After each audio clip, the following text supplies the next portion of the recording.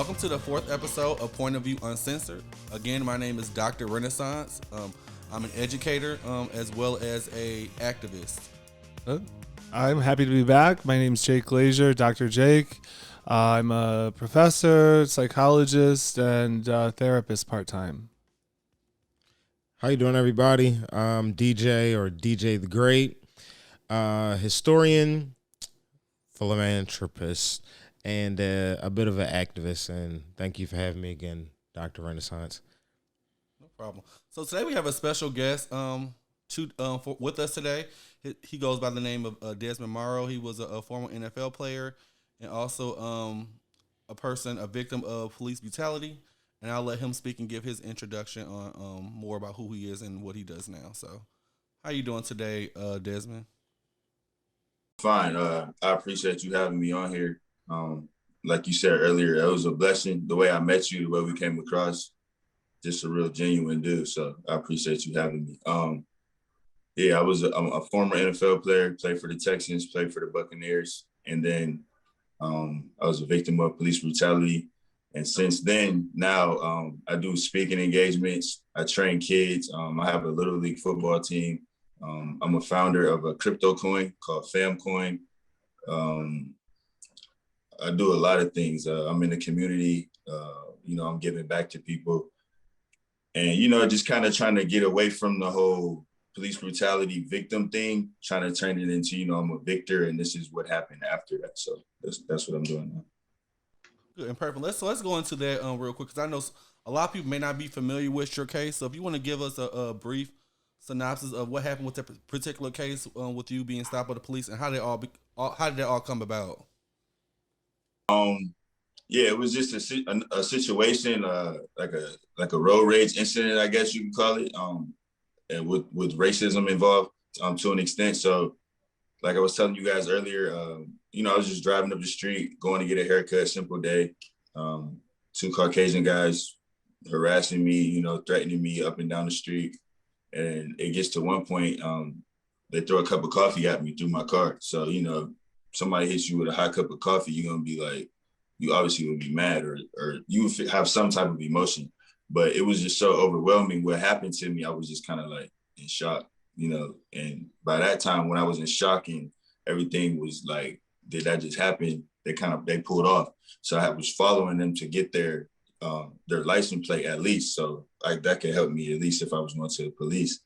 But as I was getting, approached by the police, I guess before that they had called 911 to flip the story and said that I was chasing them because I was just an angry black man with a bunch of guns and things like that. So that's what set the tone of the encounter initially with the police. And then I don't know if many people have seen the video, but in the video, they choked me, they slammed me, they knocked my tooth out. One of my tooth is still out on this side. You gotta slam or hit somebody really hard to knock off these side teeth, like this just smooth come out your mouth. So that happened. And then on top of that, I had 5 felonies and 3 misdemeanors, all from this cop saying I was spitting on them, kicking them, headbutting them, resisting arrest, obstructing justice. And honestly, it's like without that video, it would have just been my word against his. And then if you've seen the follow-up video from the dash cam, this is kind of like what they do. Because he's in the back of the car laughing with his partner. He's like, I believe he says something along the lines. He says, hell yeah, I choked that motherfucker. But I ain't writing that shit down. So it's like, to hear them say that, it's like, wow, without this other video, like my life could have been real different with 5 felonies. I'm black. I got 35 tattoos. You know what I'm saying? Like, it would have been hard for me to get a job and survive out here. But I got a strong faith and I believe in God, and that's the way I was raised. So that's why I believe like everything ended up working out in my favor. And I say that because the cop ended up getting charged. Then he got felonies. Then he went to jail. Now he can never be a cop or any type of security or law enforcement ever again. Like, it took a while for it to change in my favor, but like, for once the justice system, it worked. So that's a blessing that you were able to get through all of that. Like, more power to you. So this happened in Henry County, Georgia, correct? Correct. So with the two guys that threw coffee on you, like how were they able to they just came up to your car and just threw coffee for no reason? Like there were nothing that caused them to do that? Like I always tell people, when I first got here, my place still said Ohio. So, I don't know why they chose to, like pick me out. But what they were saying to me as we're going up the street, they're like, take your black ASS back to Ohio, go back up north, like all this like crazy stuff you will see in a movie. Like it was just like weird. And I'm like a real calm person, you know what I'm saying? I don't really lash out until it's like time for me to react or something. Like I always keep my mind stronger than my emotions. That's something I try to do. So it was like, I was looking at them like, man, these two young white kids, like, they don't even know, like, I'm not even racist or nothing. Like, I train all type of kids. Like, I love kids. Like, they're like teenagers. So from my perspective, it was like, y'all not about to get no reaction out of me. So maybe that angered them more and made them more frustrated. And we went to like 2-3 lights down the road. And, they got in front of me. They were brake checking me. You can see all this on the cameras going down the highway. But yeah, and then we got up to the light, and I just had my window down with my music up, trying to ignore it, and they were on my side, and then just came out of nowhere. So this happened at a gas station that they threw coffee on you. Like where was all this happening at? It's on Jonesboro Road, in Henry County.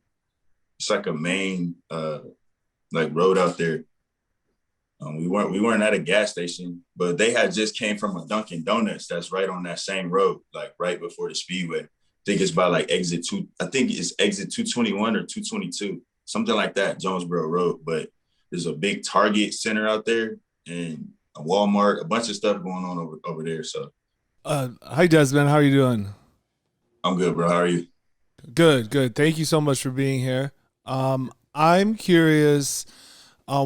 Your take or your thoughts on why do you think that those police officers felt like it was okay to treat you that way? Speaking specifically to Officer Rose, like knowing the ins and outs of the case and like his track record and like things he's been reprimanded for, suspended for, it's like I was just another black dude that he didn't like that day. Like this is like what he does. Like he would write stuff, write wrong reports, falsify statements. All of these things led to his demise. Like he finally got caught on camera. That's all it was. So I was no different that day. He just got caught on camera. So. Do you live in that area? No, I don't. Okay, so you just riding through? No, well, that day I lived in that area for sure. But now, Okay. This is what I wanted to ask you. Do you think that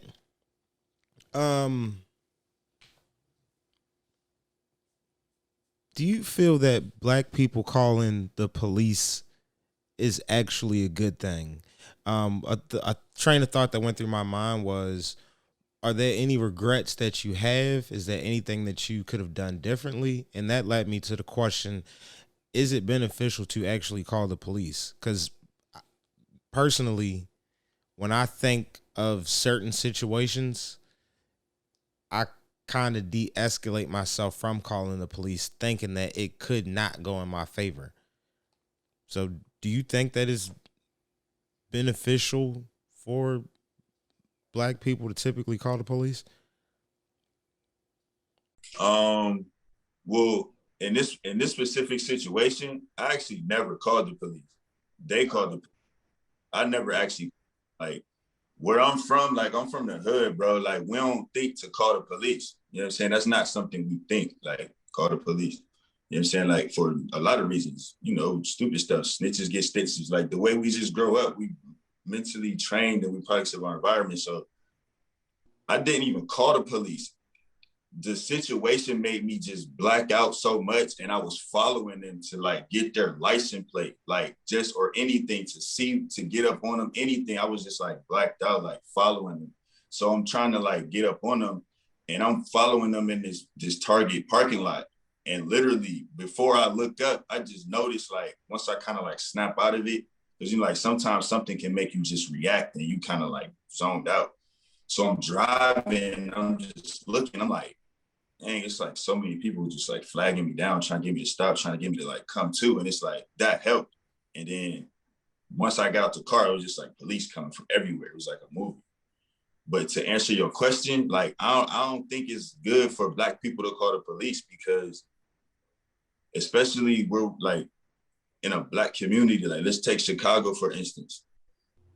Chicago, that's a real dangerous place. You got these Black people, you got these GDs, BDs, Vice Lords, all these gangs with these Black people, and then you take these Caucasian or whatever non-Black men or women that aren't in those communities, and you want them to police those communities. They don't even live there.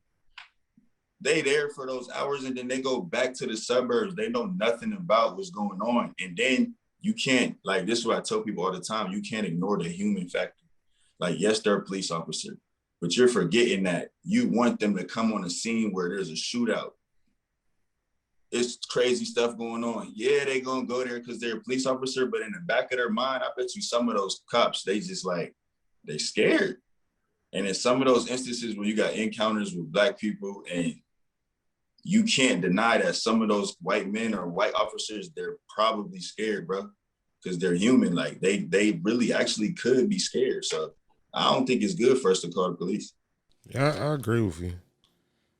So, how has it changed your life? Like, changed your life as far as like mentally? How's your mental since that situation has happened?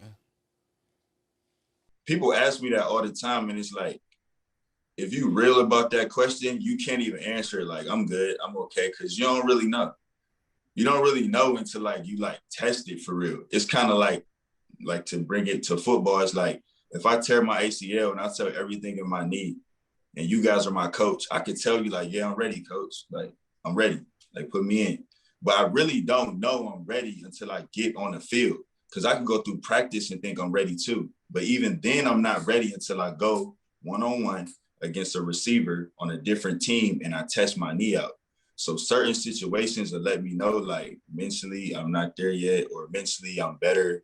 Because, like, it's tough. Like, people think, like, oh, you won this case, you did that. But I had like 3,000 followers before that happened. Now I got 40, 50,000 followers. I get 3 million views on videos or hundreds of thousands of views on videos. And then you get like ex-cops, they got these groups and stuff. They DM me, they attack me, they harass me. The police in Henry County harass my family.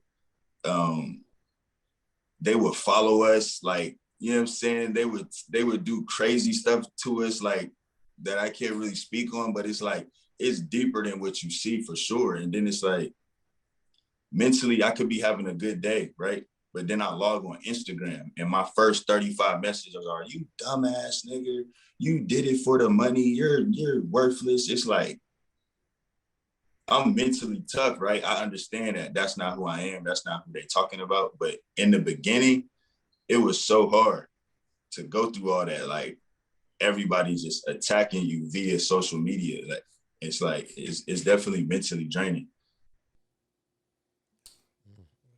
Yeah, thank you for sharing that, Desmond. You touched on a topic that we have brushed up against but haven't really delved into, and that is, what over the last year has been called maybe defunding the police. That might not be a good way to talk about it, but police reform, let's say. And so, I'm curious, your take in terms of, you have these competing interests. I see on social media sometimes that comes across, say, Blue Lives Matter, right? But that takes away from the origin of the movement, Black Lives Matter, and the notion of this kind of historical systemic racism that is built into our society. And so I didn't know your thoughts on this issue of police reform and how we can reform the police to better serve us. I think for the police to better serve us, we could go back to my point that I was making earlier. Like, you need to be more involved and more in tune with the environments that you're policing. You know, you can't keep hiring these people from the suburbs and you throwing them in the inner city. You can say what you want. When they put on that badge, when they put on that shirt, that they heart still pump what it pump. Like whatever's in you is what it's gonna pump in a time of danger, conflict, or fight or flight situations.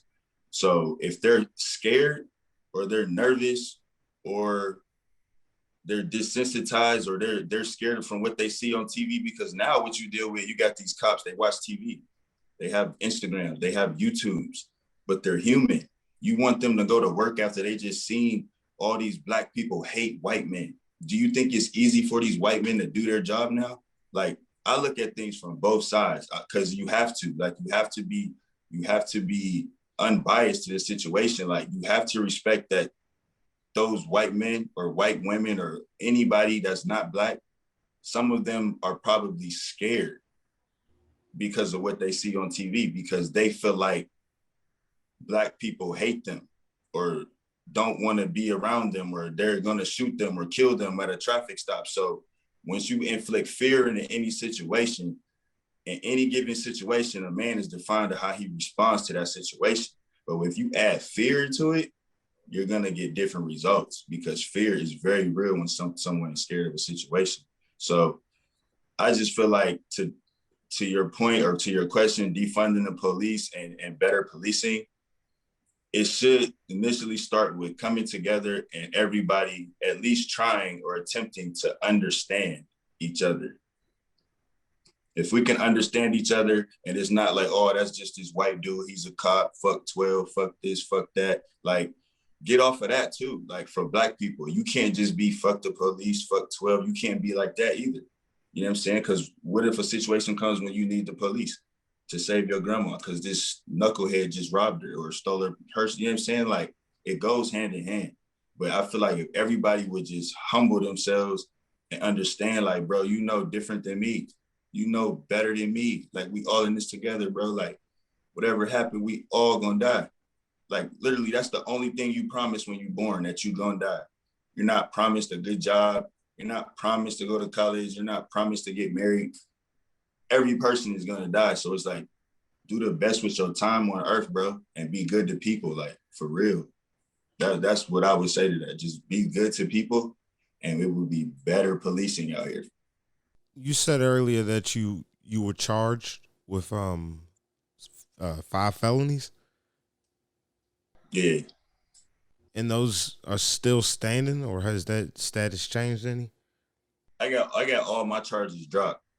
Oh, That's why I was saying that earlier, that like it worked in my favor. I got all mine dropped, and then the cop ended up getting charged, and he went to jail, and I was, it flipped.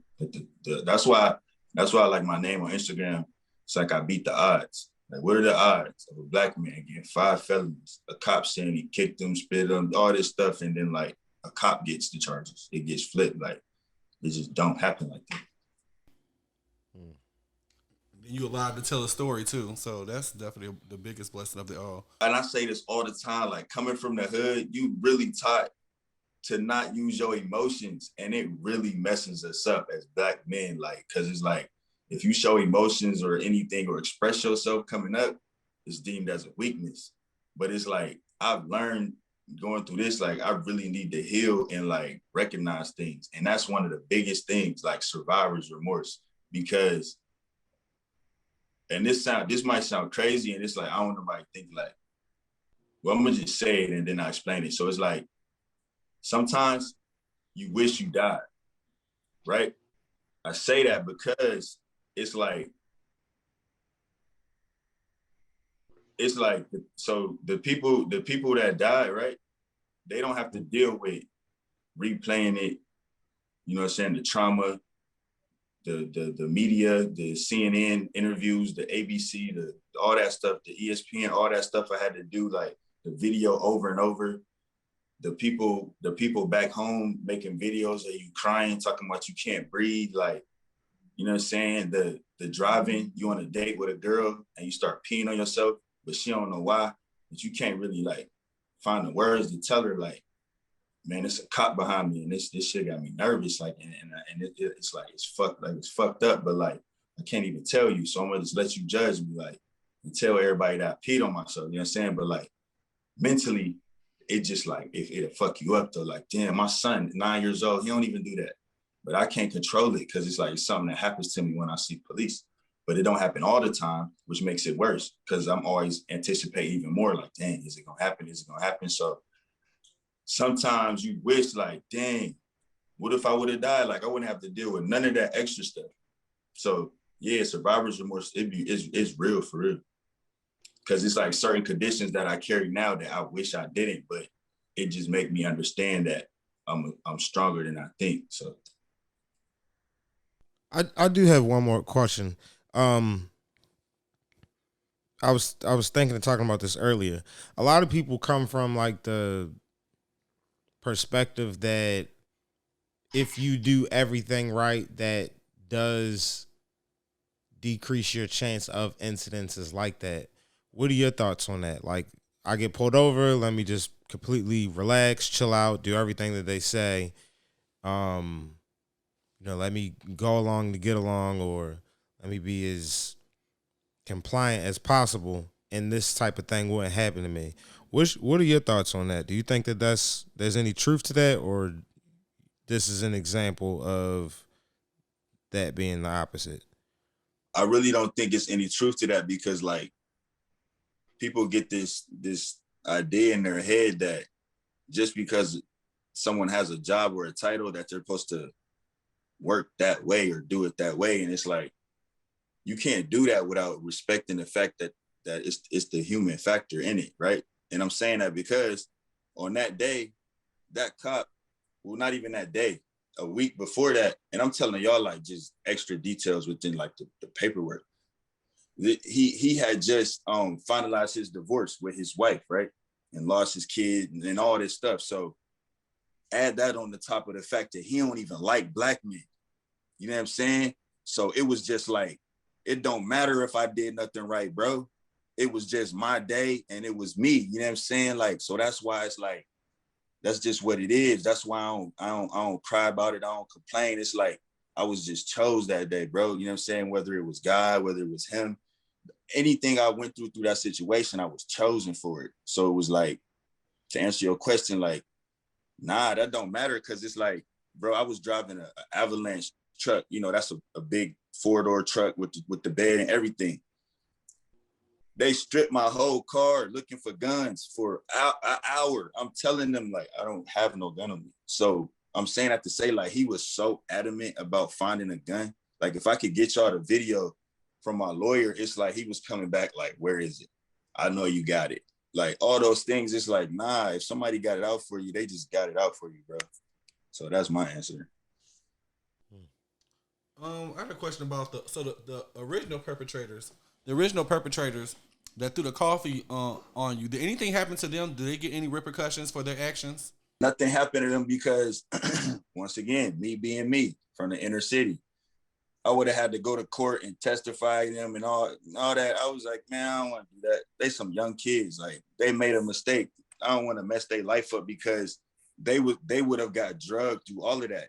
Just think, former NFL player, all this attention, they would have been all on CNN. All that stuff would have went with them. And it was like, I could be the bigger person and take the higher road and just be like, look, they made a mistake. They young, like, just leave them out of it. So I just was like, nah, I ain't testifying against them. I don't want to go to court. I don't want nothing to happen to them. They're just some young kids to me. Yeah. So they were kids that did that? I mean, to me, they kids, one of them was 18 and one of them was like 20. I'm 33. They kids to me. They young. But they called the police, right? You said what? Weren't they the same ones that called the police? Oh yeah, for sure. Yeah, it's the same ones. But Oh wow.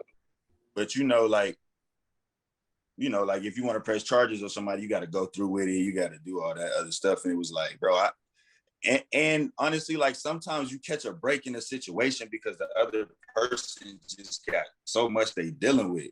Like I was under attack, bro, by so much. It was like I just didn't want to deal with that too. Honestly, I was mentally just broken as a person. I just had to find myself.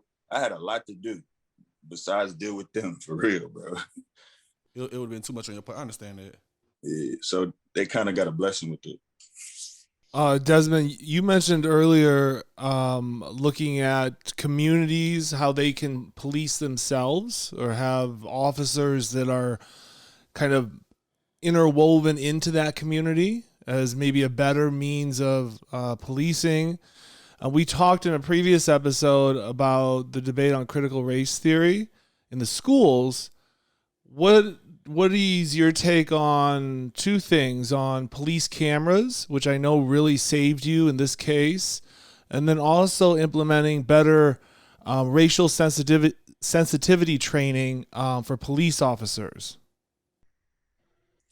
That what you said last is like the biggest key, because and this is what I learned, like there's so many like cultural like breaks between people, or like, you know what I'm saying, like gaps between us sometimes, that we don't even understand like certain mannerisms or demeanors to be what they are. And what I mean by that is like sometimes if you big and black, because there's levels to it. There's black men that are light skinned, right? And this is just real talk. Sometimes a light skinned man, he's not deemed dangerous. Like some people just, he don't look dangerous. White people will accept them more. That's just what it is, right? Then you take this dark man like me, like I'm real dark, and it's like, all right, you look dangerous. Then it's like, whoa, you got neck tattoos, you got tattoos everywhere.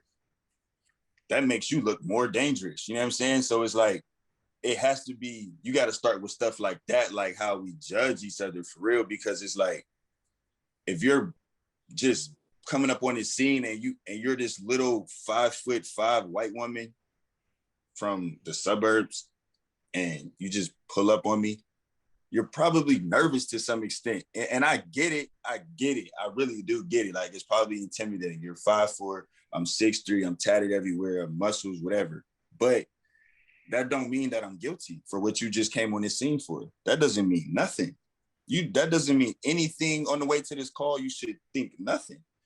Just because a person is calling frantically, oh, there's a black man chasing me with guns, that doesn't mean clutch your AK tighter when you get out the car. It shouldn't mean any of that. It should mean like, all right, this is a black man. Let me assess the situation. Let me judge him, you know what I'm saying, from my own understanding. But like to that point, like, and answer your question, is like, if it would start there, like with the training, like, you know, you just go through certain situations and you have to break it down to its core. Like, all right, this is a white person, this is a black person, like, and just keep it real with the people that are in training. Like, what would you do if you came to this call, but it was in the suburbs? What would you do if you were at this call, but it was in this inner city? Like, it has to start there. You can't just throw somebody who qualifies from the suburbs into the inner city. And here you go, J1, welcome to the force. So Are body cameras part of the solution too, do you think? no, because they can turn them off.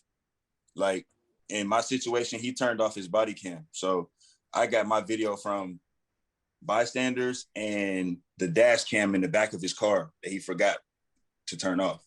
So he just forgot to turn it off. Or maybe it was like a adrenaline or something that was going, he forgot, but he turned off his body cam. He just forgot to turn off the dash cam. So, I mean, and then it's like, the thing with the justice system is, let's say you two have a video, you two right here, you got a video of a cop, he's raping this girl, right? But he turns off his body cam. If he turns off his body cam, you have no proof that it happened, even though you know for sure it happened, right? And then all they do is give him like a slap on the wrist, like, okay, well, you're obstructing justice. But it's like, no, the girl was raped and we had it on proof, but he turned it off. But since he turned it off, like, nothing's gonna happen. And that's the part where, like, the community and the police, that's the disconnect, because they can literally do that and stand behind their what is it called? What's it called when you're their immunity? So they can stand behind their immunity in situations. And it's like, no, bro, you just turned off that camera. You just beat that black man to death. Like, but since you turned it off, like, we just gonna rush past that. So it's like, no. Just a thought that came to mind. If I remember correctly, I think it kind of goes hand in hand with like education and with police officers. Like, the the change of roles in community. In the past, the teacher for this school was from this area and picked that job to better that community. The police officer was from this neighborhood and joined the police force to protect that area. And rather than like defunding the police, maybe incentivize those jobs to people and not just incentivize it, but also put a certain level of pride behind those jobs. Because I know if you put police job paying 70K, which I doubt they make, in Vine City, none of those people in that neighborhood are going to sign up for that because it's not a popular job to have in those type of communities. But I think that that's probably the best solution, that from within you need to provide the types of opportunities for what you need in those communities. Yeah, I think that's the point. I'm sorry. Go ahead, Desmond. I'm sorry. No, I said I think he just made a good point. Yeah, I think they kind of do that with teaching. Like when you if you teach at a Title I school, which is like majority African American kids, they'll give you like a $3,000 stipend on top of your salary. So you're probably thinking of things like that. Like if you are police in this area, but then you have to tie it around people that live in that area too. Like if you live in this area and you want to work in this area, here's an incentive on top of it. So I think they'll draw people to want to do it. So I think incentives are always ways to get people to do things that typically they wouldn't want to do. So I'm glad you brought that up. My next question before we're gonna segue into a different topic. So have you currently been through therapy after this? Like are you attending therapy sessions, or what are you doing to I guess to help your mental issue? Yeah, I do therapy. I got like pastors, like ministers and people that talk to me like that. I don't necessarily have like a certified therapist that I talk to, because I did have one, but it's like crazy. It's supposed to be like confidential. Like that's what my understanding. But like the whole Henry County and police thing, like they literally had everything in wraps, bro. Like it was literally like a movie. So every move I made or people I talked to, they were involved with the case. Like it was weird. And that's what I'm saying is like the person was like relaying what I was saying from my sessions to the police or to people on the board, because the board was involved in, because you have the civil suit and the board votes on, like it was just like real deep. So that turned me away from like going to just like an actual therapist, because that was my initial experience. So it's like I don't want to open up because I feel like y'all gonna, tell the police or the commissioners what I'm saying. So Interesting. Wow, that's and we actually talked about that in our first episode about black people not want to go to a therapist or go to therapy. But I mean, you gave a great reason. Like that's a great response. Like for somebody to tell your confidentiality. I mean, they should get reprimanded for that, because that's definitely breaking all type of code violations and ethics violations. Whatever, they should get held accountable for that.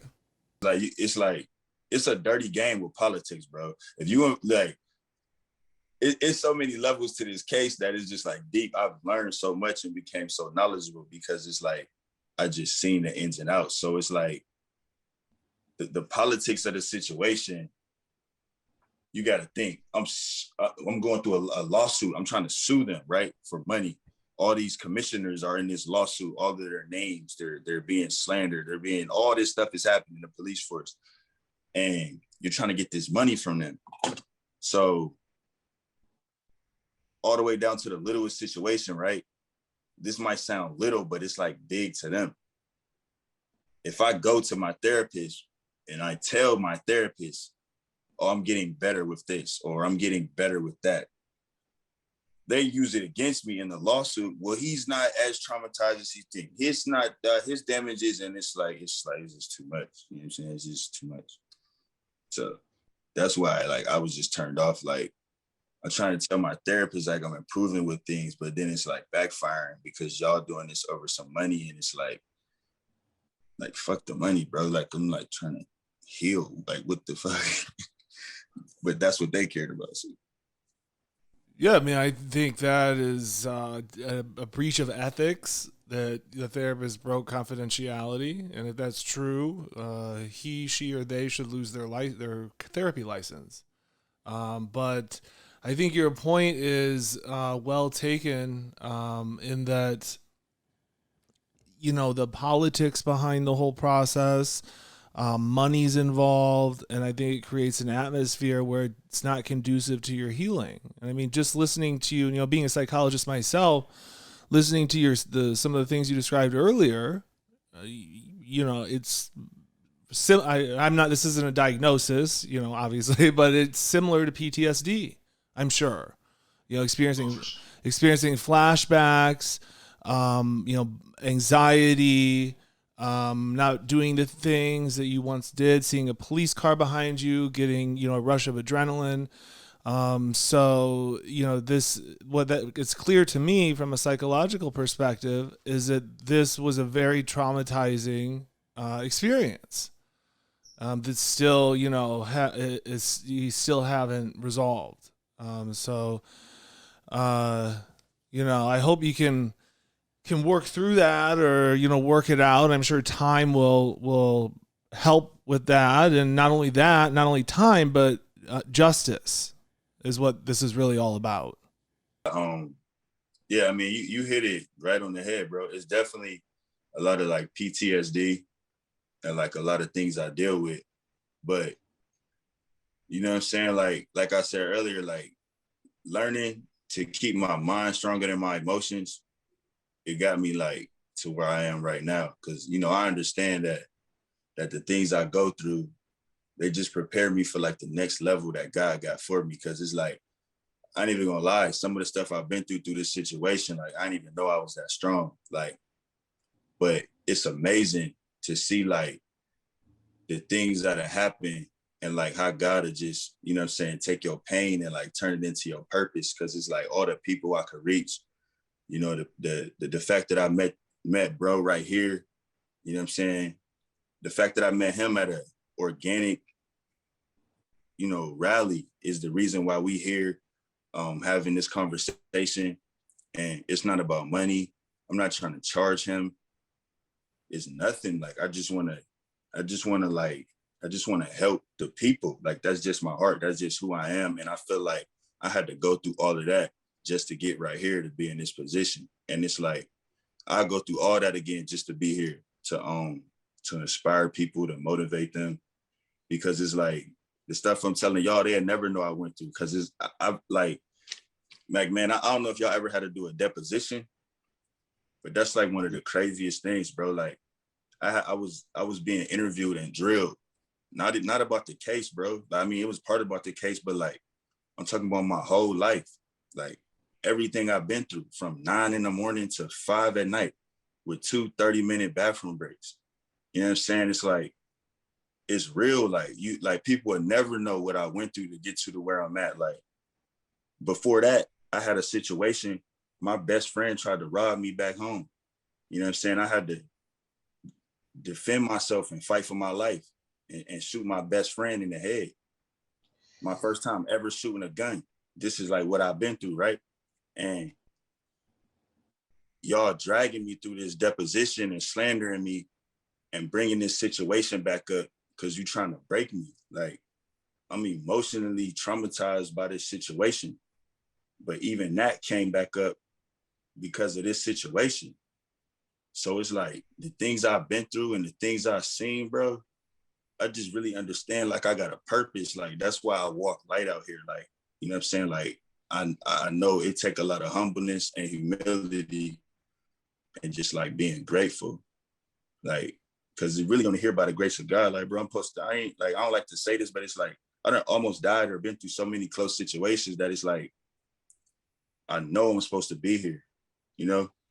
Just like I know I'm supposed to be talking to y'all right now. It's like I don't really do nothing without purpose. So it's like I just say all that to say, bro, like Like God is real, and I don't know what y'all believe in, and I'm not here to preach to nobody, but whatever you believe in, you know what I'm saying, just understand that it's the reason you here, and it's giving you some type of purpose, and that's where those blessings coming from, for real. So I want to go a segue into, okay, so you were in the NFL. I'm sorry. So you were in the NFL. So did that happen before all of this happened, or this happened like? How did all that tie into to what you're doing now? Like, how did all that happen? Like, what's the timeline of that? So yeah, so I was in the NFL long before that. I was in the NFL in 2011, 12, and 13, like on and off teams. I went to Canada too. I played for the Edmonton Eskimos. So I was out there for a little bit. Yeah, so that was before that. And how was that? I mean, you playing football, you playing for the NFL. Like, how was that experience? Like, how was that for you? Because I hear different stories of people, that was in the NFL or in professional, uh, and then they kind of stopped after a few years. Now everyone has their own different story. So what made you stop? I mean, honestly, bro, and I don't know. I mean, I've heard other players say this. I just like lost my passion for it. Like I don't know if you've ever had something that you just kind of like lost your passion for it, or like you want something so bad your whole life and you dream about it and you get there or you get it and it's just not what you thought. Like I don't know if anybody can attest to that. They wanted something real bad and they got it, and it's just like, because like it's and I'm saying that to say like my injuries played a part into it too. It's like you keep getting hurt, you have these catastrophic injuries. Like I tore my ACL, MCL, meniscus, LCL, all that stuff, and I tore my hamstring off the bone. Like just crazy injuries. So it's like it just got to a point like, do I really want to keep coming back from these injuries? Do I really want to keep rehabbing? Because once you get in the NFL, you're not guaranteed nothing. It's a job. So they get to cutting you. You just bought a house in Houston or rented a house, and now you're not a Houston Texan anymore. You're a Tampa Bay Buccaneer. Oh, once you get cut in Tampa, now you got rent in Tampa and Houston. It's just like a lot. So it gets to a point where you got to like just make the best decision for you and your family. Okay. So we're gonna go into a little bit about politics. Because I look at you definitely as an activist. Because honestly, like seeing you at that rally, I mean, I think out of everybody, you probably had the most impactful. At least in my opinion, you had the most impactful speech. And I think I still have a recording a little bit of your speech when you spoke. I was actually looking at it today, of you speaking about it, and somehow it must have cut off part of what you were saying, but the part that I did get was very impactful. Um, do you consider yourself like an activist, like building a purpose? Like, what do you want to do as far as like the things that you're doing? As far as what type of change do you want to see happen in our communities? Like, like well, as far as like the change in the community, I honestly believe that just starts with all of us. You know what I'm saying? Like individually, like you just got to make your mind up that you want to be a part of that. Just like with anything, if you want to be a part of something and you're into it, you'll give your best effort towards it. You know what I'm saying? So we could start with a group or finding people who really want to be for change and not just for attention or clout, because a lot of people don't know the Black Lives Matter movement. Like a lot of it is fake and it's like for money. And I for sure can speak to that because I went through that. They hop on cases, they represent you, they get the clout off the case, and then they send you a check for that. So it's like, was y'all really, you know what I'm saying? And that's like for another discussion, but that's just like real stuff. Every Black Lives Matter movement you see is not in favor of the people. So I want people to get that out of their head that everybody Black is for the movement. Like that's not what's happening either. So we need to understand that, open those doors to other people to come in and help us get to the ultimate goal of just like us being, a better society, a better community, a better you and I, you know what I'm saying? And that happens with everybody. We can't just keep this whole, because this is my unpopular opinion on Black Lives Matter and All Lives Matter and all of that, right? So I feel like a lot of people react off the media or off of emotion, and they don't understand, like sometimes they sound crazy. And I'm saying that to say, like, how can you say Black Lives Matter, but then the LGBT, their lives matter, the white people's, their lives matter too, the blue lives matter. So basically you're saying all lives matter. So how can you get mad when people say all lives matter? And it's like little things like that would change the narrative, because if everyone in this room is saying their life matters, then all lives matter. We can't keep this narrative that just because we're Black, our lives should matter the most. The more we do that, the more you're gonna get conflict in situations where these white cops are scared of us. Like, it's just never gonna work until everybody literally understands, like, no, bro, like, you're saying like all lives don't matter, but they have to. Like, I get what y'all saying, like Black Lives Matter for sure, they do, but it shouldn't matter more than that white man's life. Like, tell me why it should matter more. And the more the Black people think like that, we won't get nowhere either. We'll just it'll be a revolving door. You know what I'm saying? So, but that's just my unpopular opinion.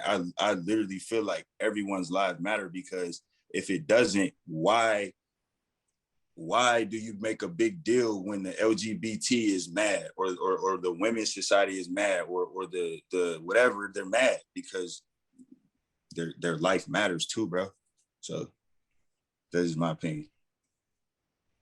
And so, even with right now with these mayoral races going on and these council members running for positions, what do you think? I mean, all these people that's running, like, what's going on in your head as far as what's going on? Like, because I believe, and to be honest, I believe not everyone that's running for position is really meant for the people. I believe a lot of them are for clout.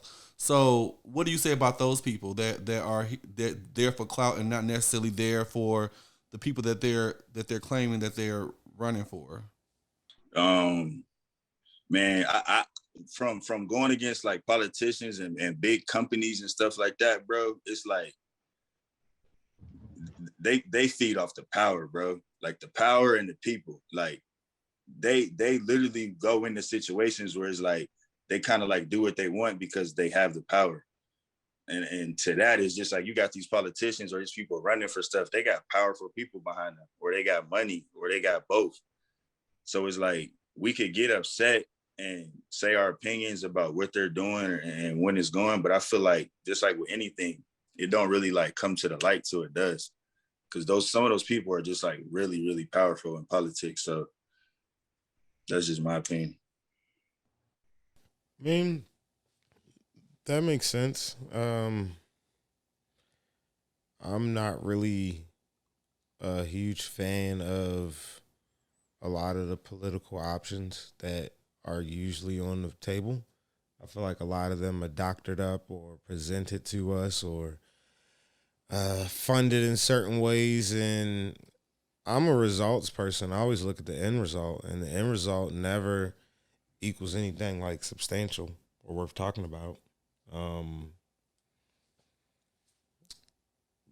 Especially since we're talking about the mayor race. I've seen I've seen the transition of power, being a black person in Atlanta. I've seen it go from black man to black woman, and I'm pretty sure Kasim Reed's going to win again. And I've seen nothing favorable change for black people in any way. And even when you think about the people that's running, like Mayor Kasim Reed, I'm sure I know he had a couple of people that was on his team that ended up getting arrested for a lot of corruption in his cabinet. Yeah. And then you hear there's another person that's running for mayor, and they're saying he has credit card fraud going on. So, I mean, what's your confidence in Atlanta? Do you feel like we're gonna have that leader that's actually gonna do what they're supposed to be doing, or not have these corrupted cases where we just focus on these corruptions and not actually focus on doing our job? I feel like that's the norm. When That's normal, bro. Like what bro was saying, like, these candidates, bro, they be cookie cutter. They be presented to us for a reason. You know what I'm saying? Like, the people got the power. Like, if the people say, well, y'all haven't had a woman here as mayor, and then they give us a female candidate, a lot of people gonna get behind that just to save face for their company and they big corporations. They're gonna get behind that because they don't want to be looked at. Oh, you're not promoting the woman, or you're not promoting the black woman, or if it's a male and let's say he's gay or something, people save face so much because of the almighty dollar, bro, that we get these situations and we got to deal with them. It's just like in the NFL. Okay, there's not that many minority coaches, right? But you can't just be giving a black man a job because he's black and you want to serve the people, so you get him off your back because you need a black coach and now your team is terrible. You know what I'm saying? You need a good black coach. Like, you can't just get a black coach because the people are on you about why your coach is black. You know what I'm saying? Like, and now you're Xing out great white coaches that could have got that team to the playoffs. So it goes the same. It goes hand in hand, bro. And I use football analogies a lot because that's like, it's the easiest way for me to, like, you know what I'm saying, diagnose something. Because I feel like football is one of the best teachers. It's like teamwork, accountability, discipline, like all those things you need in life. So it's like no, that's just what I think about that.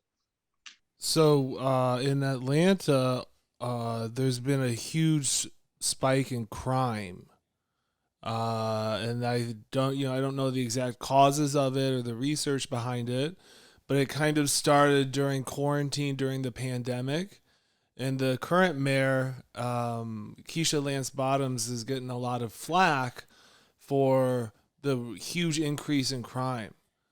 And I'm curious, since, with your experience with,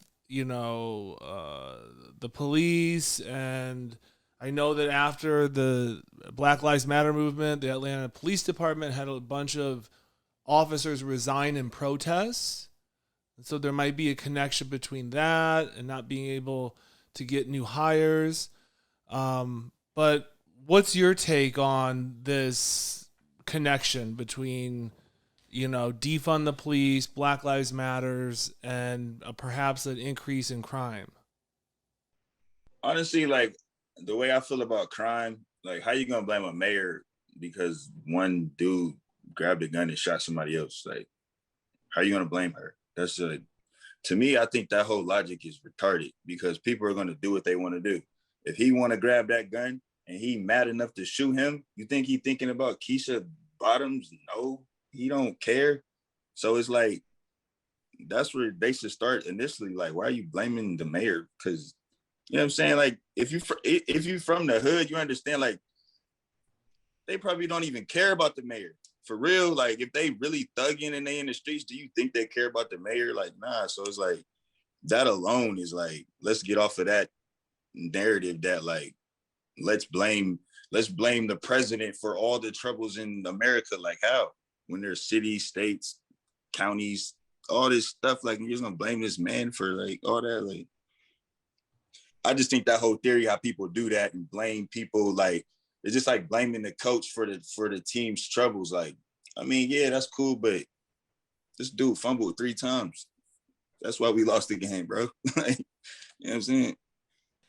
If you could tie all of that in together, that incidents like I forget the guy's name who got shot at the Wendy's.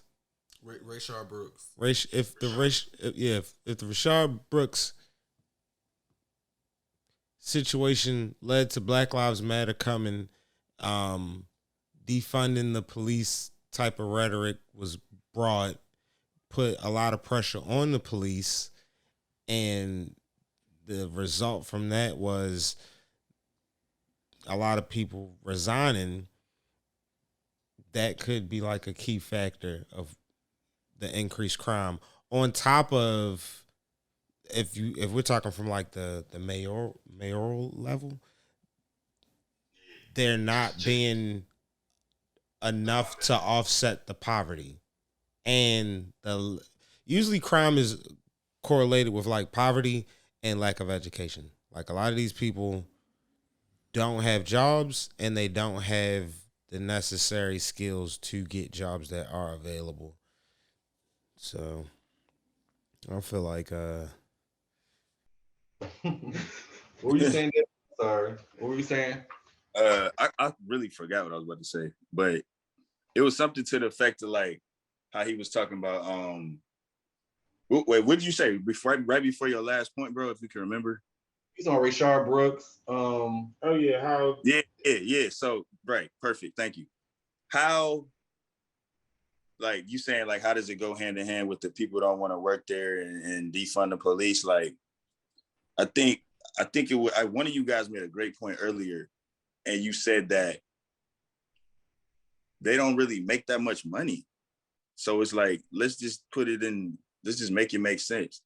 You want us to work in this environment in Atlanta and with less force, and people are jumping ship, and you're already paying us pennies, and Atlanta's already dangerous, and it's like these people are like, nah, bro, I can go make 40, 50,000 doing something else, bro. I'll holler at you. You know what I'm saying? Because it's like y'all are creating more danger and more. It's just I just look at it from the police perspective, man. It got to be tough sometimes going out there with all this stuff going on in the world to be like, all right, I'm finna leave my family for this shift, and I just pray I make it home, bruh. Like that's probably what some of them go through. So like, I just don't have this stance of F the police because they're human too. So it's like I feel them, bro. Like you gotta feel them. You know what I'm saying? Like it's the only way for everything to make sense. Like for me to go through that situation and be like F the police and F that would do nothing for me. Like internally, that would just break me and kill me as a person. You know what I'm saying? Because that's not me. The me and me, like the God in me and the way I was raised, it's like, nah, bro, like let's figure out a way for these police to be understood. Also, like, let's hear them. Like, if you want to be heard, you have to be able to listen. Keyword listen. That's a very good thing to segue into concluding our episode. So if anybody have any lasting comments before we end this episode.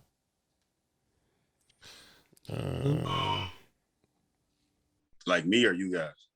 Anyone go first. You can go first. Yeah, I just want to say, I really appreciate you coming on here and sharing your story. I think your intention is genuine and that you want to help others and help the community and raise awareness. And spending your time tonight, giving it to us, really means a lot. And I'm sorry what you had to go through. I can't even imagine. But I'm glad that you're kind of making lemonade out of lemons, so to speak. So thank you so much. I appreciate that. I love you guys' energy. Like going through what I went through, like energy is like big to me. I can pick up where I should be, like what will help my mental capacity, what I shouldn't be around. So I just want to say thank you to you guys. And like to your point for helping people, like just one more thing I want to say, like I'm from the hood, right? So my platform and what God has done for me and the position he's put me in and how my father always says, like, a man's gift will make room for him. It's now allowing me to, like I've created a coin. Like I'm a founder of a coin and I represent this coin called Fam Coin, right? So it stands for 40 acres and a mule. So it's based on our ancestors, our reparations, the things that we fight for as Black people. We want to introduce this crypto coin, right? So it's an opportunity for us to make our people more knowledgeable, more educated on things that go on out here, ways to make money, different ways to get into the stock exchange, the crypto game. And I'm one of 31 founders on that.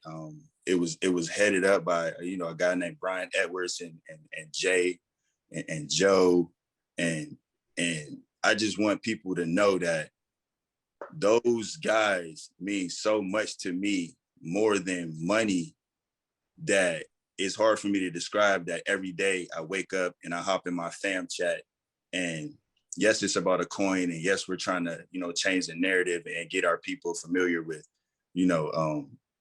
like finances and things like that, and funding and giving back to the community.